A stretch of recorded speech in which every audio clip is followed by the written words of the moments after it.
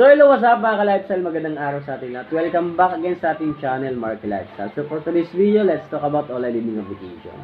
Alam niyo ba mga ka-lifestyle kung bakit ako natatawa, no? Kasi 2025 na po, ganun pa rin yung intro natin. Anyways mga ka-lifestyle, masaya po ako ngayong araw kasi napapansin ko marami na pong nakamove on, naka-recover dahil sa mga payo natin. Maraming salamat po dahil naniniwala po talaga kayo sa channel ko. Actually, para po talaga sa inyo tong channel na to, no. Tumatakbo po talaga o nabubuhay po talaga yung channel na to dahil sa mga comments, suggestion, recommendation ng mga kapwa natin biktima. Yun nga lang minsan meron kayong mga mapapansin mga negative comment. Huwag niyo na lang yung pansinin mga ka-lifestyle, ha?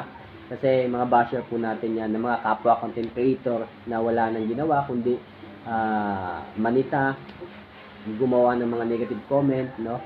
And pabiktim lang po yan, and then hindi yan po sila totally biktima ng online living application. Mga OLA promoter po yan, ano, na wala nang ginawa kundi mag-promote kaliwat kanan ng mga OLA. Hindi nila alam kaakibat na problema ng mga OLA na pinopromote nila. So again mga ka-lifestyle, kung bago ka pa lang sa aking channel, please do like, share, subscribe, and then pakihit na rin yung notification bell nang sa ganun notify po kayo sa susunod na mga interesting video na i-upload po natin. So, again mga ka-lifestyle, na wag po kayong mag-relay sa isang video lang na napapanood nyo na nagbibigay ng payo kung paano i-handle yung stress. Yung pinakamagandang gawin po nyo, actually ginawa ko dati, is magbasa-basa rin po kayo ng mga comments ng kapwa natin biktima. Dahil alam ko, yung iba dyan, coming from the heart yung kanilang message, yung mensahe nila sa atin.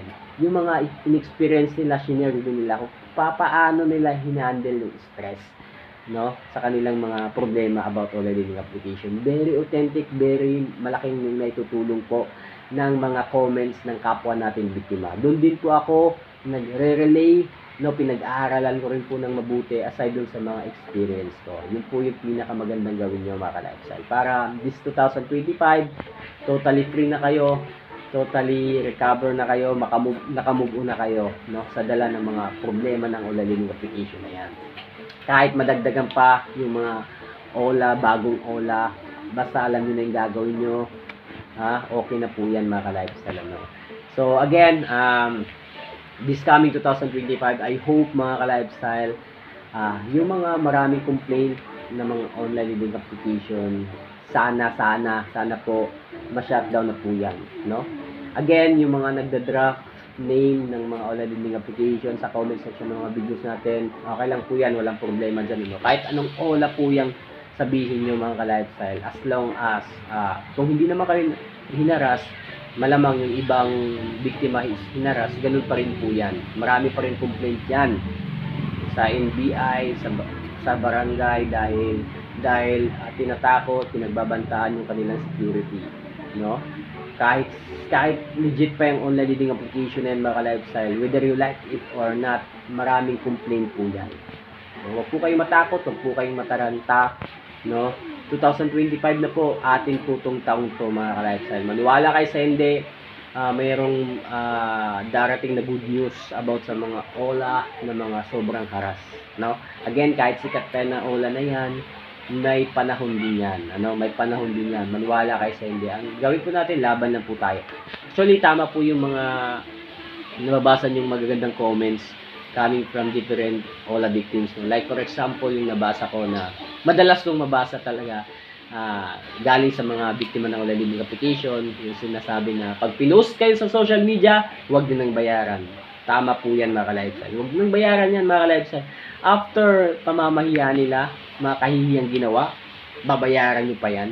Sino bang taong matino ang magbabayad pa dyan after na pinahiya na sa social media, no? Pinagmukha ng tanga sa mga friends niya kasi yung mga friends yung pinag-PPM, magbabayad pa, no? Huwag nyo nang bayaran yan. And then, off-sim. Yun po talaga yung pinakamabisang gawin para hindi na kayo matuliro sa mga bosses, sa mga mura ng mga OLA agent, ano. Off-sim na lang po kayo. Mas maganda, mag-switch SIM na lang kayo. Switch SIM para totally free na kayo sa OLA, no? So, ayun mga ka-lifestyle. And then, alam nyo na rin naman yung karakas ng mga OLA, di ba? Huwag nyo nang dagdagan. Huwag na kayo mag-loan mga ka-lifestyle, ano? Sa matter of fact, halos lahat na ng mga OLA living application, kumbaga, connected na, no? Yun yung napapansin ko. That's why, yung iba talagang mga gustong mag-loan is automatic reject. Automatic reject, no? Kahit tatlong OLA pa lang naloanan, 2 OLA, 5 OLA, is automatic na re-reject sa ibang OLA living application. Kasi nga, malamang kahit meron kang bad credit history sa isang OLA lang na nautangan mo, no? Napo-forward na kagad yung account mo. That's why nare-reject ka na sa ibang OLA living application. Especially yung mga connected sa Digido, yung mga OLA na connected sa Digido mga ka-lifestyle, automatic once na meron kang due sa ibang OLA dyan, automatic reject ka pag nag-loan ka sa kapwa niya mga connected na mga OLA living application. No? So again mga ka-lifestyle, para mas gumaan yung inyong kalooban, mas makakuha kayo ng idea, magbasa-basa rin po kayo ng mga comments ng kapwa natin biktima, no? Kasi alam ko, aside sa mga pinapayo ko, yung mga na-experience nila or yung mga napanood nila or yung mga narinig nila coming from different vlogger is na in-apply nila, share nila through message. Hindi man nila maiparating through video, hindi man sila nagba-vlog, through message. Kung babasahin natin, kung intindihin natin ng maigi yung kanilang mensahe, malalaman natin at marirelate tayo, makaka-relate tayo kung paano nila ginawa. So, ganun lang kasimple mga ka-lifestyle. Huwag po tayo masyadong mag-isip na kung ano-ano mga negative na makakasira sa buhay natin. Again, wala pong nakukulong sa utang kahit gaano pa yan kalaki. Hanggang small claims lang po talaga. Yung small claims para sa kaalaman ng karamihan, hindi po yan kulong. Meron lang po kayong, kung if ever na magkaroon ka ng small claims sa korte, papabayarin na po kayo na kabuuang na utang nyo. Ganun lang mga ka-lifestyle, meron pong agreement kung kailan dapat yung bayaran. So ganun lang mga ka-lifestyle, huwag po kayong matakot, ano. Yung mga pagbabanta ng mga online living application, company, alam ko may patutunguhan yan mga ka-lifestyle in the future. So, again, maraming salamat po sa lahat po ng mga walang sawang sumusuporta sa channel natin na always nag-tune in. Kahit alam ko, napapangitan na sa quality ng videos natin, wala naman akong pakialam. Actually, hindi na ako gumagawa ng thumbnail kung napapansin nyo kasi baka sabihin ng iba, clickbait, no? So, iniiwasan ko na lang yun. Actually, upload lang ako ng upload. Sinisingit ko na lang yung ganitong klaseng video mga ka-lifestyle kasi alam ko marami nanonood, marami sumusubaybay sa channel ko.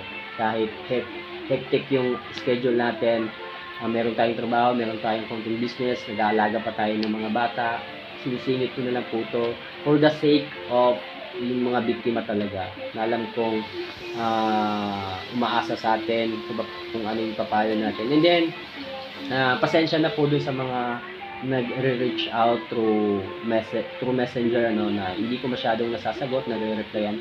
Pasensya na po mga ka-lifestyle, no? Gaya nga nasabi ko, marami po tayong responsibilidad na inaasikaso, no? Na that's why hindi ko masyadong nare-replyan yung iba. Pero honestly speaking, binabasa ko po yan pag matutulog na ako. Binabasa ko po yan. Then kinabukasan pag alam ko yung pag alam ko talaga yung solution, sinishare ko. No, again, sana po wag po kayo magsawang sumuporta sa channel ko. And then yung hindi pa po nakakapag-subscribe, please, yun lang po talaga yung hinihiling kong kapalit mga ka-lifestyle, wala na po iba. Maraming salamat po. I hope po lahat po ng mga haras na online living application, maunti-unti na pong ma-shutdown mga ka-lifestyle. So, yun lang mga lifestyle. Peace.